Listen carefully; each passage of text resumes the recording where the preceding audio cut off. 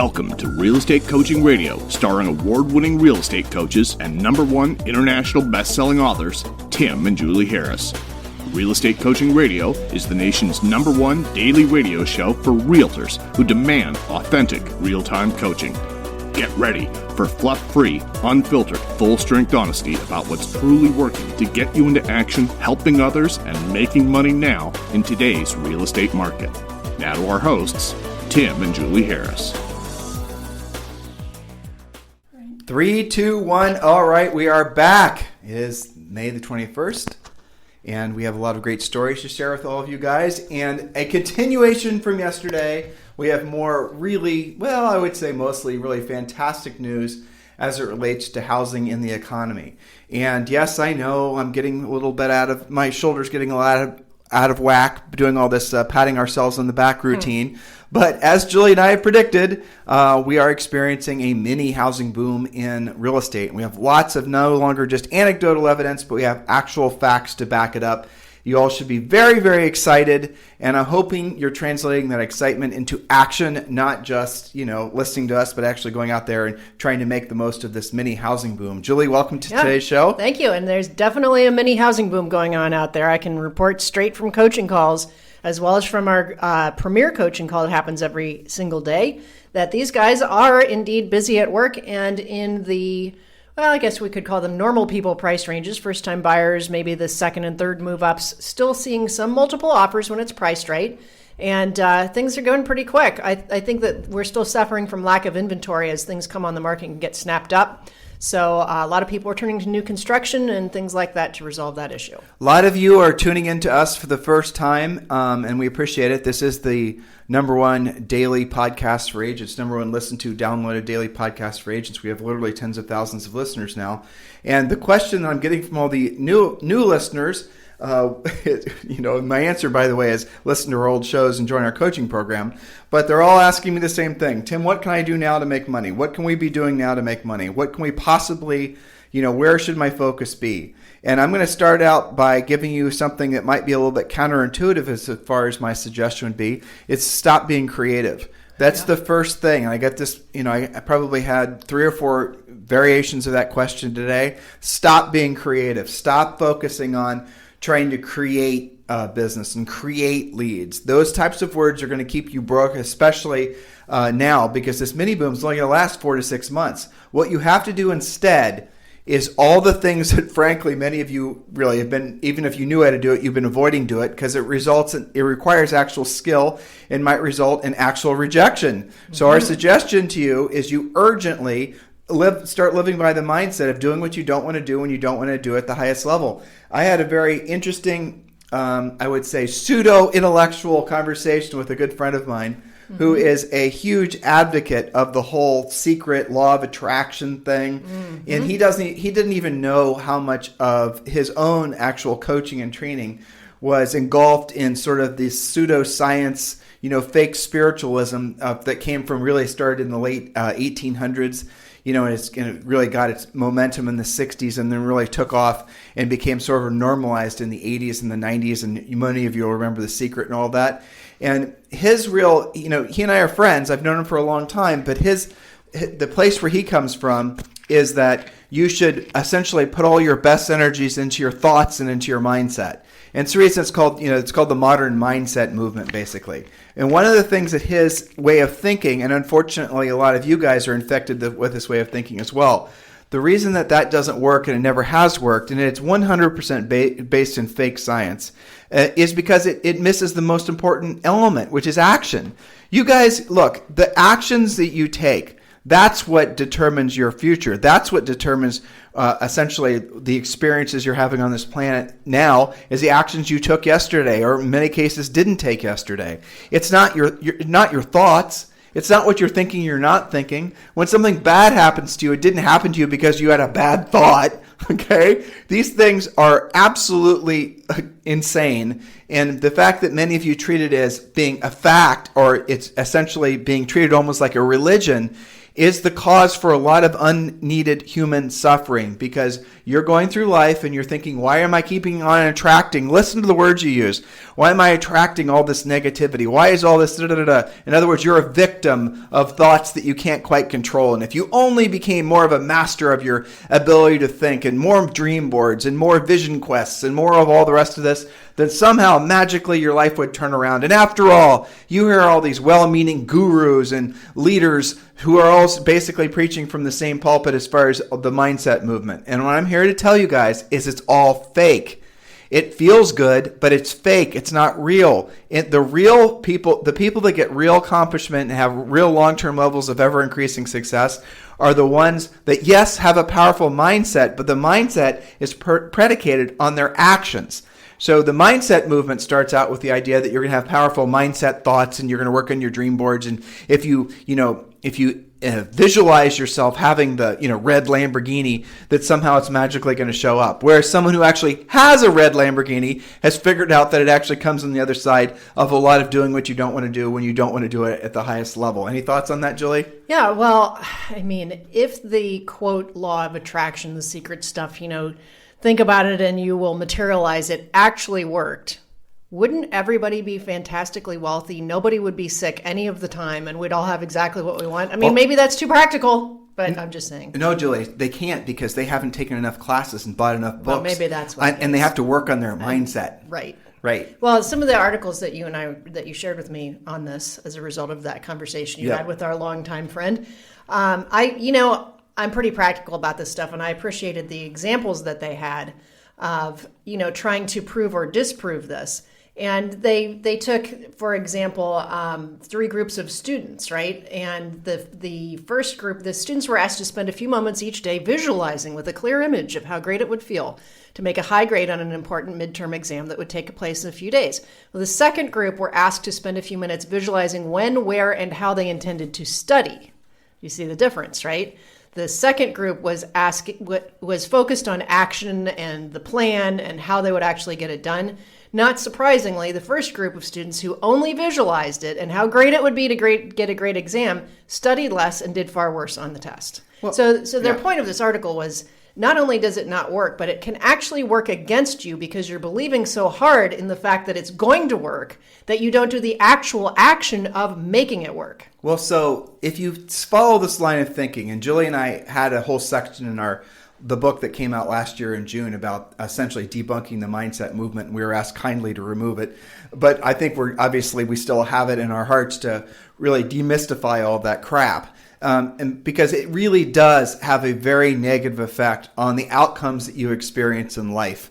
Because what it results in is you not actually taking the actions necessary to really have a profoundly impactful, positively impactful life for yourself, your family, and everyone else you choose to share it with. That's the ultimate outcome of all this stuff. And I personally have had coaching clients, and so have Julie, who will not let go of the idea that they will never have to do what they don't want to do when they don't want to do it at the highest level. And the world will somehow magically bring them business opportunities and leads. And here's how this essentially has grown into something really insidious. If you look at all the businesses that are selling stuff to you guys, and look, coaches for sure, but also look at all the lead generation companies, all these other companies. They all are using they're essentially using the idea that you're a believer in the mindset movement in their marketing material.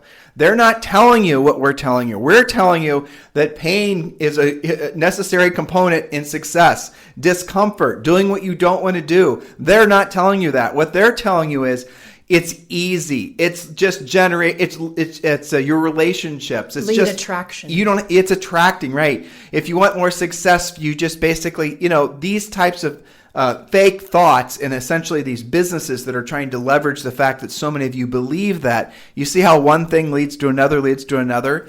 And guys, if you were to really study the history of the mindset movement like Julie and I have, it's fascinating. It goes all the way back, I think it was to the 16th century, or I don't even remember what the hell it was. But tarot card reading and all this other stuff. It's all related. It's all related. All this stuff comes from that, and it's all pseudoscience. Pseudoscience is a nice way of saying fake science. And the only reason this is top of mind is because obviously I was just researching this, again, dusting off my knowledge base.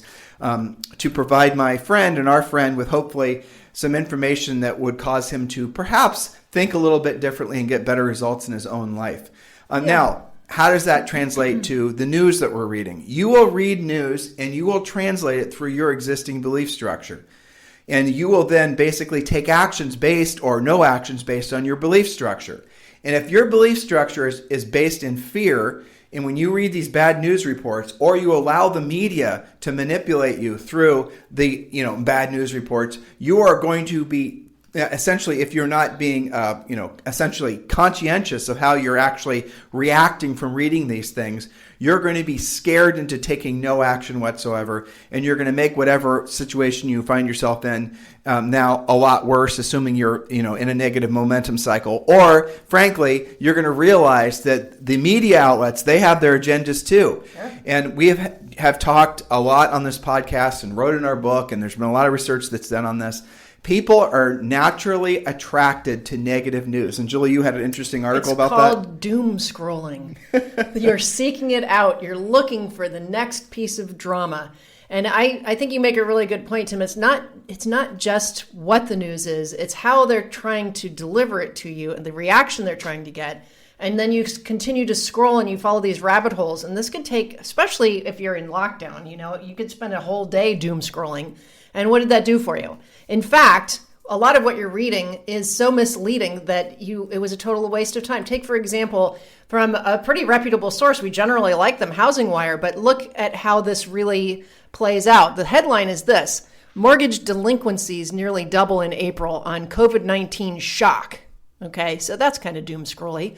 About 3.6 million borrowers were past due in a tally and then it says, in a tally that includes forbearances.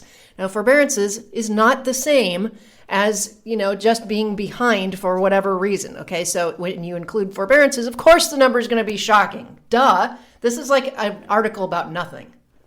So anyway, that's it was mini rant. You and I debunked the whole thing about and we have, so our theory is a lot of the misinformation about mortgage forbearances was being perpetuated by the servicers, by the banks.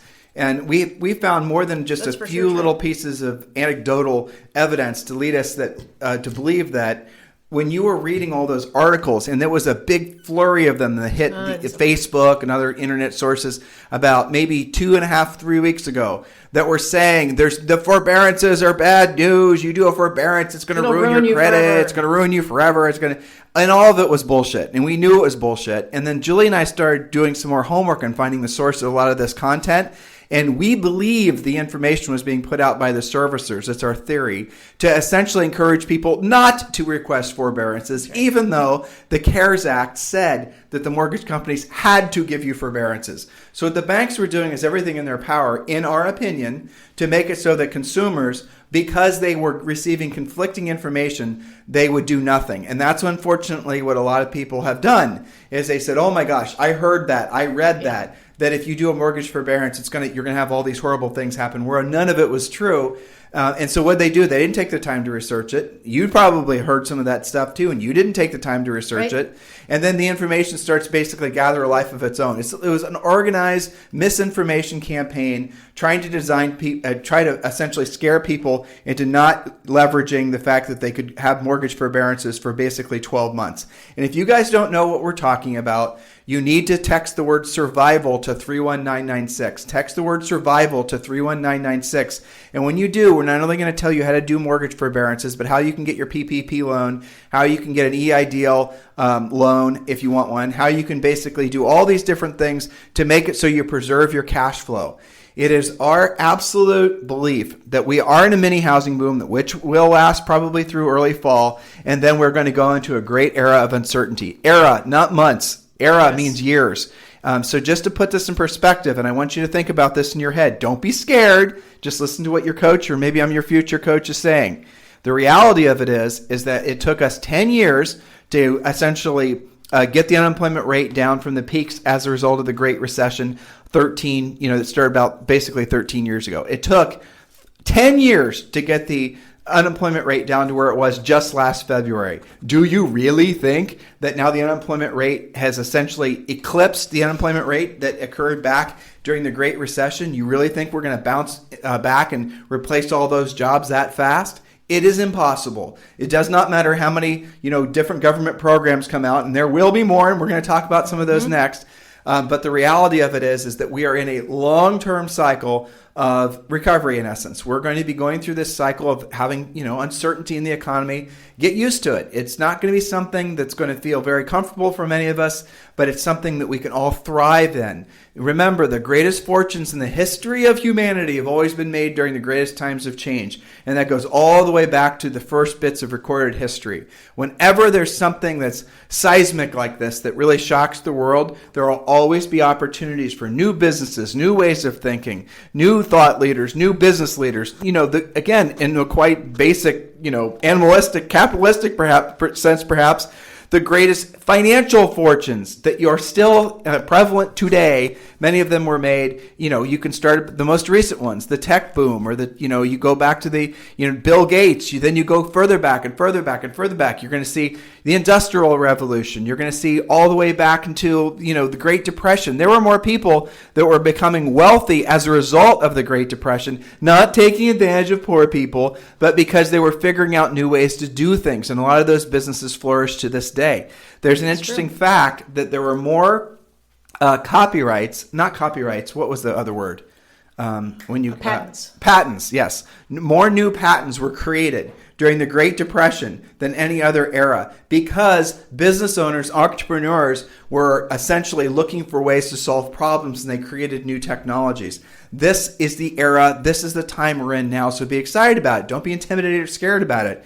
If you find yourself essentially waiting for things to return to normal, if that's a thought that you're experiencing or an emotion you're hoping to have, that is a problem because the new normal is abnormal. It's going to be abnormal until there is a vaccine or a therapy or some sort of, acceptance of the virus.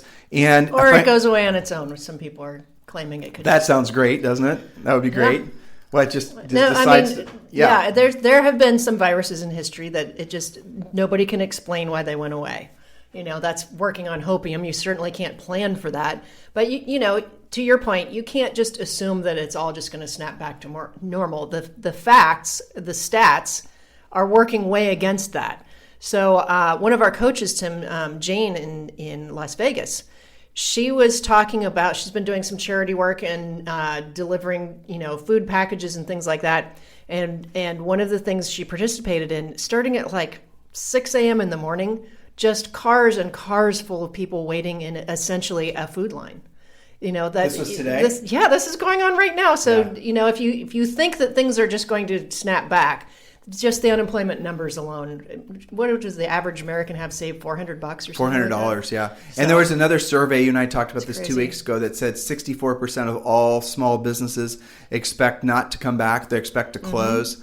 Again, these are all things that are, so actually my mom pointed this out. She said, Tim, even like if an entrepreneur closes his business, it doesn't mean the entrepreneur is not going to reopen the business in another forum. Yeah. And she's right. I mean, she's absolutely, my 80-year-old mom is right. So this is the reason that even though these bad news headlines, it sounds depressing. It makes you just want to, hide under the staircase and wait for better days to arrive and the zombie apocalypse to be over. But it's not going to happen like that. And you just got to be, this is the reason that we go back to the whole mindset thing. It's really started with this, right? Yeah. If your belief is that you somehow have manifested these things into your life because of your thoughts, because your essential belief structure is based on the law of attraction, you're a shit show right now, aren't you? Right? I mean, I feel sorry for you. Right? You're going to stay in this strange world of like believing that somehow you manifested all these horrible things in your life. And, it's crazy. But Tim, if you believe that, why can't you just manifest it to go away? It's like you can't follow that thought through and have it be consistent. Well, it's because it's pseudoscience. It's fake, right? It's tomfoolery. Yeah. Yeah. It is. You're right. I mean, it's just a bunch of fairy tales that people like to believe in. Exactly. All right. So next news story. Okay. Well, so sticking to the forbearance story, just a little bit of clarification came out from Fannie and Freddie. Remember, we were talking about some fake news and perpetuated. I heard that and I heard this.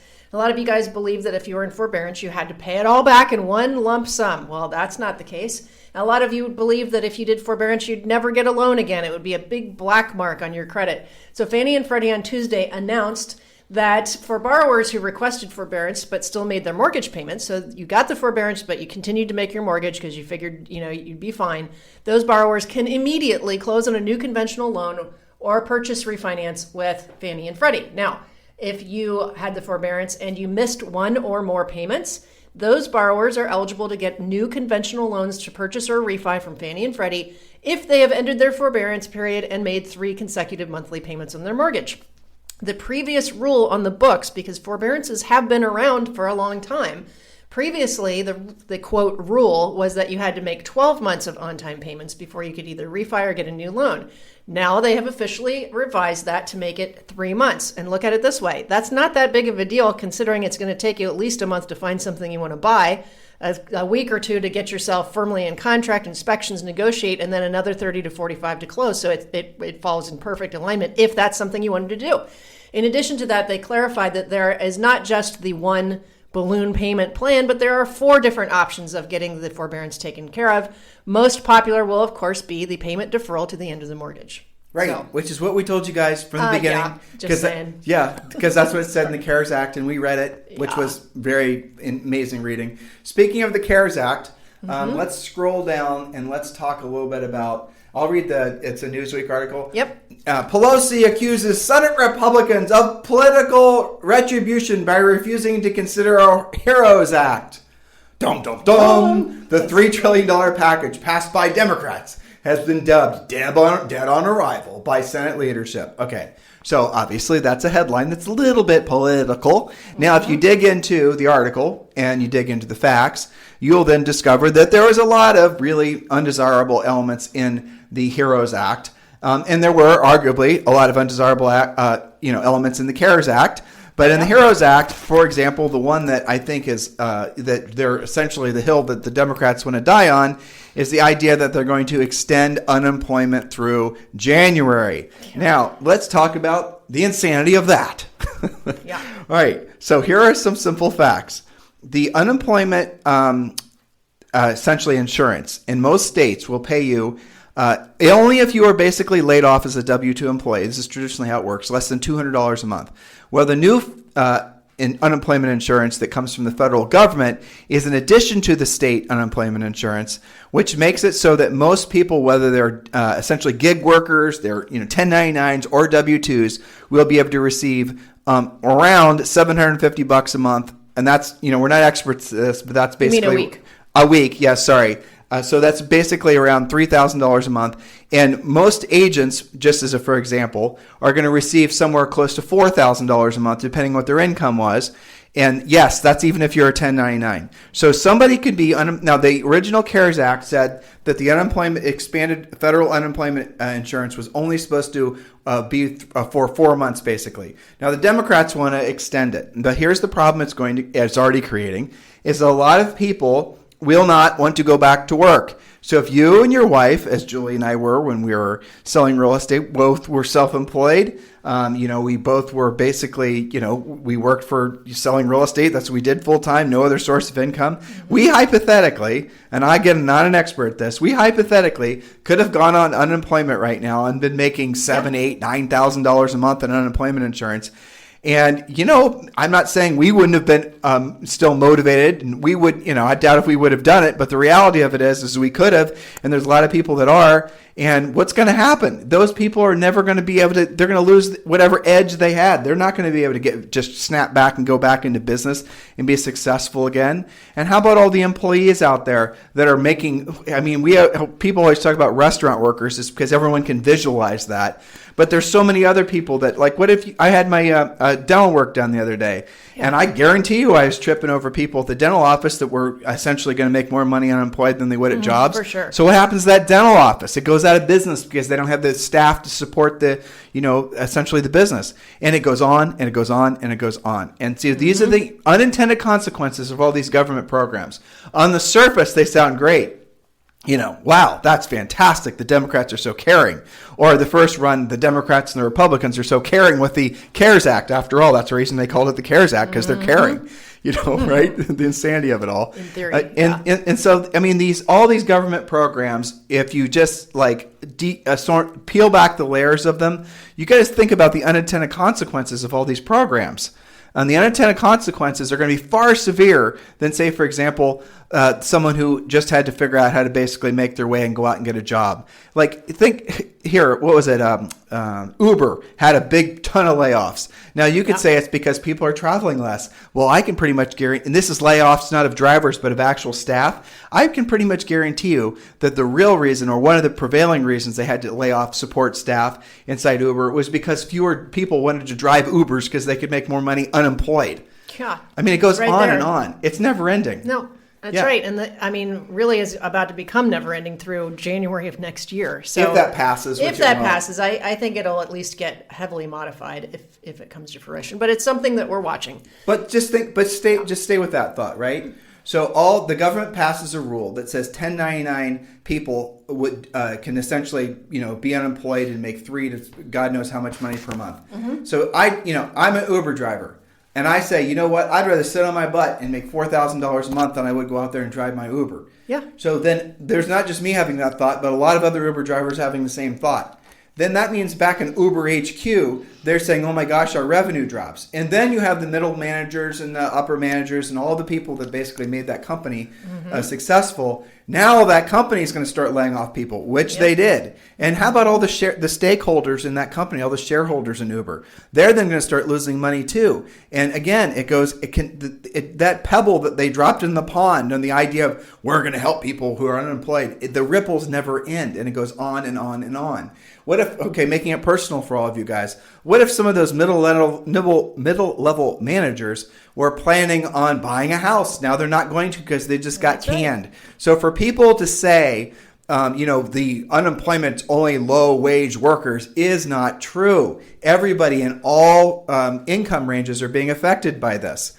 So what you're going to see, and this is it's not necessarily the other side of the coin, but it is a fact. You're going to see more and more very motivated sellers start to come out of the woodwork, and they're not going to be able to replace their income because there's not a job of what they did or a job of what they do is not available locally, and they're going to have to sell. They're going to have to move. You're going to see, because of this, we think you're going to see big migration trends change. The migration trends to the highly dense cities, they've obviously started to change because people are now questioning whether they want to live so close to other people in the event there's another pandemic, which there certainly will be. And you're also seeing migration changes because people want to work, they don't want to be going to an office anymore. So all of the thoughts that you can possibly have about all the different things, the dominoes that fall one after another, after another, after another.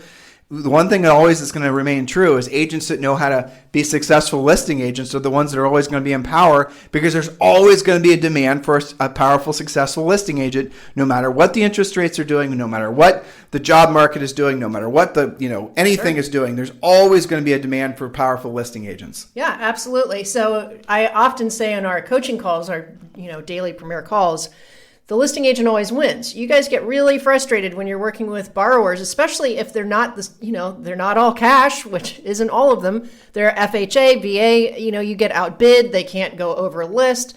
Your frustration on the buyer side from an agent's perspective is so much bigger than when you're a powerful listing agent.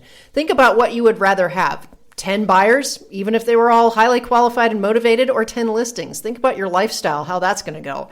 Managing all of that. You can manage more listings than you can buyers, and your income is far less at risk. Remember, listings are mental labor. Buyers are absolutely physical labor, especially now when you have to show up, unlock it, turn on all the lights and stuff with your gloves on, disinfect the whole place, take one person in at a time, and then do it all over again if they didn't like that house. That's right. So, I had to choose for all of you guys. Absolutely. It's not that we're anti-buyers or anti-buyer agents. It's just for your own financial health, it's better to be on the listing side. But some of you guys fight that. And that's what we're here for coaching-wise. Well, so we can cure that for you. A couple more headlines, and then we want to basically leave you guys on a high point. So here's another one. This one's from NPR. Cities have never seen a downturn like this, and things will only get worse. The pandemic sent tax revenues falling off a cliff, leaving American cities, towns losing more and more money and forcing unemployment. Or basically, they're having to, But they're not getting the revenue from sales tax and things like that. Even, toll roads aren't collecting like they used to. All the taxes that are not flowing in, and this is not a small amount of money. Casinos were closed in Detroit, so they don't have that coming in. That's causing a $350 million deficit. City workers are taking pay cuts. This gets down to even police and firemen. Las Vegas asked city workers to take a haircut. Los Angeles has a $600 million deficit. So that's just from lack of tax revenue. Do you guys remember, it was 3 weeks ago, Julie and I were saying no V-shaped recovery, and everywhere you turn, especially from, these supposed housing economists, they're all saying V-shaped recovery. Well, if they were referring to a V-shaped recovery as being a short-term mini boom in housing, well, then they were right. But the reality of it is, in the macro sense, the economy is definitely not going to have a V-shaped recovery. We keep on belaboring this point because we do not want you to we don't want you to fall prey to just thinking that things are going to be forever better and there's a V-shaped recovery and things are going to go back to normal. They're not. If we have to, scare you into taking the actions to do the things you don't want to do when you don't want to do them at the highest level, we're going to, but we're going to use facts to back up what we're saying. And this is the time we're leaving and have left the relationships-based market that many of you, the only market you guys have known, the relationships, branding, buying leads, that sort of, Mickey Mouse of real estate. It's all obsolete now. We are in a new market, which is going to be skills-based. So if you got a call today from a seller who was underwater in their mortgage and had to sell, would you know how to solve that problem? If you got a call from basically a buyer you have in contract in the closing, you really needed the money, and the buyer lost their financing, and it was an FHA, VA loan broker and not an actual, real lender from the government, would you know how to solve that problem? Would you know how to solve the problem of getting people qualified if they have maybe some issues with their credit? Would you know how to solve the problem with buyer, or all kinds of issues that are only going to come up in a market like this because the market's it's changing so quickly. But here's a nice little, we'll end with two little interesting conflicting thoughts, but we're going to decode them for you.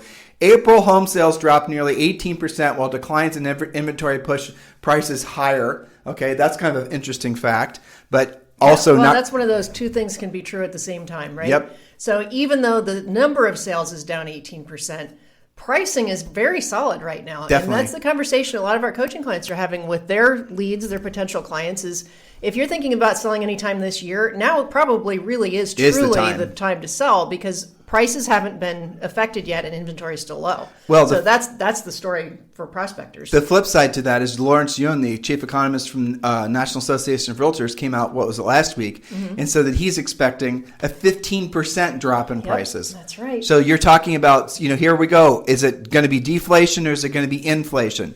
Are prices going to go up or are prices going to go down? Are interest rates going to go up or interest rates are going to go down? Here's what the best thinking is right now. Interest rates are going to go down. They're going to start in the twos. They already are. We told you last week how to get a mortgage for 2.75%, which is insane. That would be a skill that you should have in this market. Prices will be stable, if not slightly increase through the end of this year. And then there's definitely going to be some noticeable price depreciation because we're going to be entering firmly into the new era where it's going to be a lot of uncertainty. The sort of, shock and awe of the pandemic and all the government relief programs will sort of run their course. And we're now going to be essentially, accepting what it is that we're now living in, the new economic reality. And that's where people are going to start saying, you know what, I've held on as long as I can. I have to move. I can't get a job. The mortgage forbearance is running out. I've had no mortgage payment for 12 months. I need to put this house for sale. Then you're going to start seeing essentially that's when things are going to start playing out like they would have had there not been so much government intervention. The trillions and trillions of dollars that the government has pumped into the economy, and all the forbearance programs and all the unemployment and all the PPP loans and all the rest of it will be played out within 12 months. And that's when you're going to start seeing the wheels come off the wagon for agents specifically and for brokers who don't know how to exist in that new market. There is not a day that goes by where I don't talk with a broker about moving over to EXP. And when I'm doing their numbers, it could be an office with 50 agents, 100 agents, 10 agents, it doesn't matter. I consistently find these brokers are buying buyer leads for their agents. Those are the business models that they're already basically on their heels, if not completely knocked out. Because the reality of it is those leads have, essentially the nature and the quality of those leads isn't what it was. I'll give you this, in 07 and 08 and 09, Zillow leads were great, back before they tried to fleece you for all the money that they do now. But now the lead quality is not that great. Some people, if you read online, even will tell you it's terrible. I don't know. We've never bought leads, and we're not proponents of buying leads. But some of you only know that's how you think I have to buy leads for agents in order to attract them to my brokerage. And now you've discovered the flip side to that is, that just makes you broke.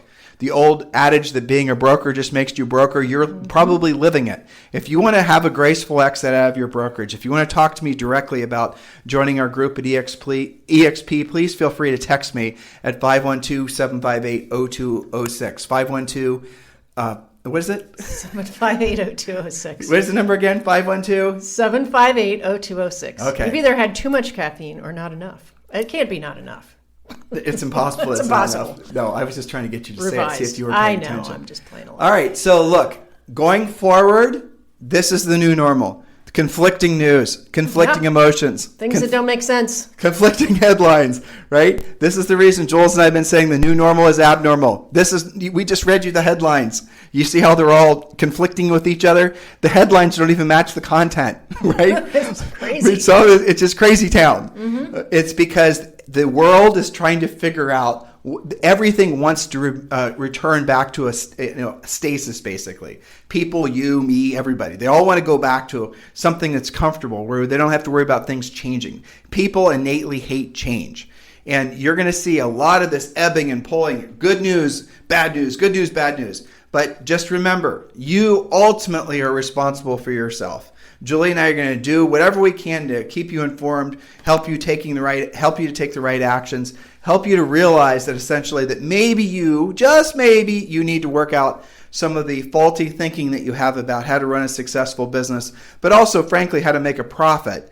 Maybe we can help you with that. Maybe this is the time for you to get ahead of the curve and you to create your new normal and stop waiting for things to return to the old normal. And if that means that you have to make yourself uncomfortable for the next 4 to 6 to 12 months while we coach you how to thrive in this new market, then suck it up, buttercup, because it's time. You've wasted enough time worrying about branding, buying leads, websites, and all this Mickey Mouse. And I get it. Some of you don't know any different, but here's the fact. How's that working out for you now? It's not, is it? I have coaching clients that run TV ads, radio ads. None of it's working. It's because the market has shifted. You have to shift immediately, or the market's going to keep on shifting and it's going to plow you over. This is what always happens. But remember, and this is true, it's a historical fact, the greatest fortunes of man have always been made during the greatest times of change. So don't be mad. Don't be mad at and discouraged. Don't be sad that you can't do it. Don't have all those thoughts about your lack of ability. All you have to do is take action, and with the prominent thought of your highest and truest purpose on this planet is to be of service to other people. And if you know that's true, then you now have to learn the skills to help other people. Those two thoughts are connected, and putting those two thoughts together is essentially the very thing that you've been looking for to propel yourself to new levels in this new world. Any thoughts, Jules? That's right. Get to work. Make hay while the sun shines. What's their homework? Their homework is to take action if they have not yet texted survival to 31996. I don't know what you're waiting for. And, think about your outlook on being a listing agent right now. Are you enthusiastic about that? If you have fear and trepidation, how much longer are you going to live like that before you take action? It's amazing how many people actually do need your help right now. All of our coaching clients are reporting the same thing. Even the ones that are newly prospecting who really don't have the most polished scripts right now, and they're just trying it out, they're getting faster results right now, not slower. They're getting better responses, fewer contacts and better results. So, you can either participate in that or just wait around and live on hopium. And we do show you about 20 different ways to basically generate free seller leads as part of our coaching All we program. talk about. That's all we talk about. That is the focus of Premier Coaching. So when it's time, when it is now, you want to seriously consider joining our Premier Coaching program. If you guys want to get ahead of the line on that, you can just text the word education to 31996, and we'll have one of our new member coaches give you guys a quick call back. Have a fantastic day. We'll talk with you on the show tomorrow. Thank you for making this the number one listened to, fastest growing daily podcast for real estate agents in the nation. This program has been a presentation by Tim and Julie Harris, Real Estate Coaching. For more information on our real estate coaching and training programs, visit our website at timandjulieharris.com. Remember to tune in weekdays at noon for upcoming shows, and until next time, thank you for listening to Real Estate Coaching Radio with Tim and Julie Harris. This podcast is a part of the C-Suite Radio Network. For more top business podcasts, visit c-suiteradio.com.